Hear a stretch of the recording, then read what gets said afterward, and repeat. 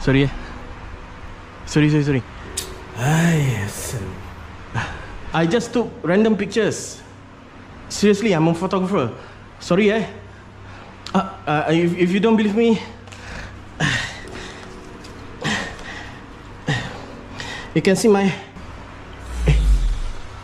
আসলে বন্ধুরা, রেগেমেগে সে যখন টয়লেটের দরজা খোলে তখন দরজা খোলার পরে সে সামনের দিকে রহস্যময় একটা ভয়ানক চেহারার মহিলা দেখতে পায় এবং রহস্যময়ী মহিলাটার ভয়ানক রকমের চেহারা দেখে সে অনেক বেশি পরিমাণে ঘাবড়ে যায়। আর ঘাবড়ে গিয়ে সে জানায় যে সে একজন ফটোগ্রাফার, এই জায়গার মধ্যে সে ছবি তুলতে এসেছে।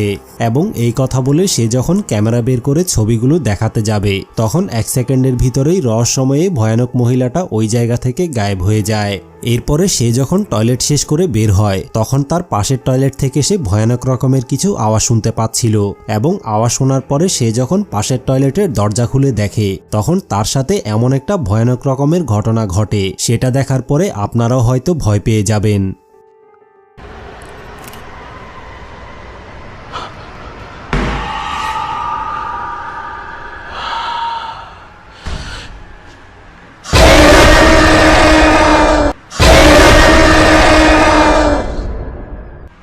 আসলে বন্ধুরা, সে যখন প্রথমে টয়লেটের দরজা খুলে তখন টয়লেটের ভিতরে সে কোনো কিছুই দেখতে পায় না, কিন্তু একটু পরেই হঠাৎ করে ভয়ানক চেহারার একটা ডাইনি এসে তার উপরে আক্রমণ করে বসে। কিন্তু টয়লেটের ভিতরে ভয়ানক রকমের এই রহস্যময় জিনিসটা আসলে কি ছিল এবং কি কারণেই বা রহস্যময় জিনিসটা তার উপরে হামলা করার জন্য উঠে পড়ে লেগেছে, এই ব্যাপারে সে কিছুই জানে না। এই ব্যাপারে আপনাদের যদি কোনো ধারণা থাকে তাহলে কমেন্ট করে অবশ্যই জানাবেন।